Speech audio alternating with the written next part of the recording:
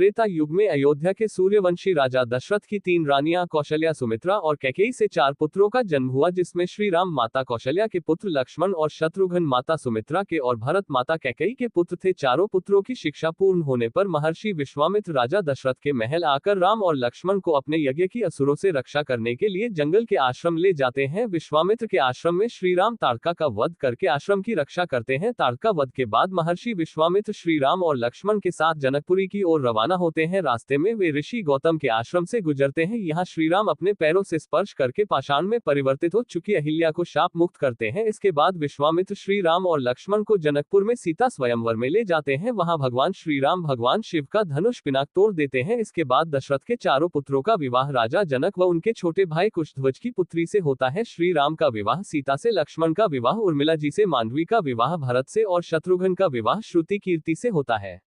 देवासुर संग्राम में दशरथ का रानी कैकेयी ने साथ दिया था। राजा दशरथ ने 2 वरदान मांगने का वचन दिया था। श्री राम के राज्याभिषेक की तैयारी के दौरान मंथरा के उकसाने पर रानी की कैकेयी श्री राम को 14 वर्ष का वनवास और अपने पुत्र भरत को अयोध्या का राजा बनाने का वरदान मांगती है। प्रभु श्री राम अपने पिता दशरथ के वचनों के लिए अपनी पत्नी सीता और भाई लक्ष्मण के साथ सन्यासियों का भेष धारण करके नियमों का पालन करके 14 वर्ष के लिए जंगल में चले जाते हैं। प्रभु श्री राम लक्ष्मण और सीता को निषाद राज केवट नाव से गंगा पार करते हैं। श्री राम केवट को उत्तराय देना चाहते हैं तो केवट कहता है कि जिस तरह मैंने तुम्हें गंगा पार कराया, इस तरह आप भी मुझे और मेरे परिवार को इस भवसागर से पार कर देना। दंडक वन में रावण की बहन शूर्पणखा का सुंदर अप्सरा नयनतारा का रूप धारण कर कुटिया के बाहर बैठे श्री राम से विवाह करने को कहती है। श्री राम के इनकार करने पर वह लक्ष्मण से जिद करती है। फिर वह माता सीता को मारने दौड़ती है। ये देखकर लक्ष्मण जी उसकी नाक काट देते हैं। अपनी कटी हुई नाक को लेकर शूर्पणखा का अपने भाई और दंडक बनाकर असुर राजा खर और अदूषण के पास पहुंचती है। बाद में श्री राम का खर और दूषण से युद्ध होता है, जिसमें दोनों का श्री राम वध कर देते हैं। खर दूषण के वध का समाचार लेकर शूर्पणखा अपने भाई लंकापति रावण के पास पहुंचकर उन्हें भड़काती है और सीता की सुंदरता की तारीफ करती है। इसी के साथ वह कहती है कि आप वनवासी राम की सुंदर पत्नी का हरण करके ले आइए। इसके बाद रावण अपने मामा मारीच को हिरण बनाकर अपहरण की योजना बनाता है। सीता उस सुंदर स्वर्ण हिरण को देखकर भगवान श्री राम से उसे लाने के लिए जिद करती है। राम जी उस हिरण को लाने के लिए वन में चले जाते हैं।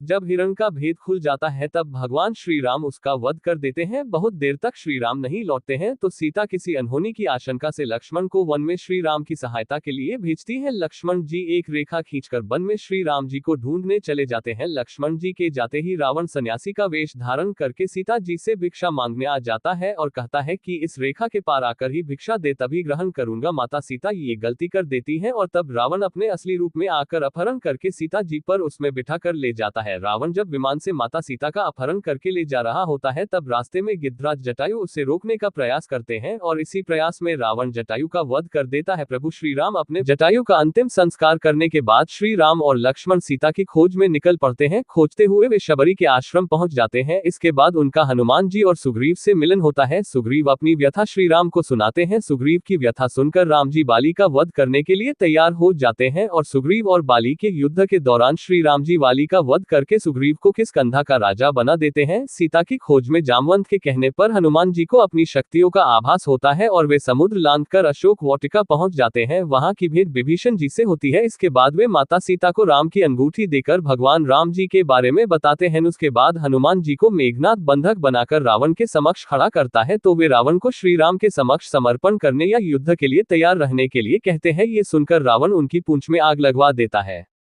हनुमान जी अपनी जलती हुई पूंछ से लंका को जला देते हैं।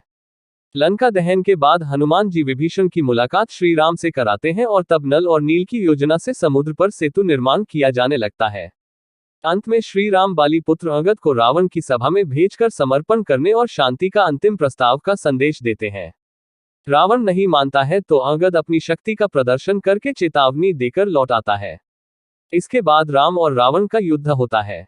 तीसरे दिन के युद्ध में श्री राम का कुंभकर्ण से युद्ध होता है। तब कुंभकर्ण मारा जाता है। कुंभकर्ण और रावण के पुत्रों के मारे जाने के बाद लक्ष्मण मेघनाथ का युद्ध होता है। तब मेघनाथ राम लक्ष्मण को नागपाश में बांध देता है। फिर गरुड़ जी की सहायता से राम लक्ष्मण को मुक्त कराया जाता है।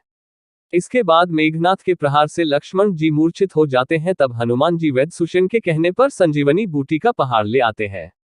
संजीवनी बूटी से जब लक्ष्मण जी को होश आता है तब फिर से मेघनाथ के साथ युद्ध होता है और अंत में मेघनाथ का वध कर देते हैं। इसके बाद राम रावण का भयंकर युद्ध होता है। विभीषण के बताने पर श्री राम नाभि में तीर छोड़ते हैं और तब रावण का वध करने के बाद प्रभु श्री राम अपनी पत्नी सीता और भाई लक्ष्मण के साथ पुष्पक विमान में बैठकर अयोध्या वापस लौट आते हैं। अयोध्या प्रभु श्री राम और लक्ष्मण एवं माता सीता का भव्य स्वागत होता है और बाद में उनका राज्याभिषेक होता है। राज्याभिषेक में हनुमान जी, सुग्रीव, जामवंत, अंगद सहित वानर सेना के कई लोग शामिल होते हैं।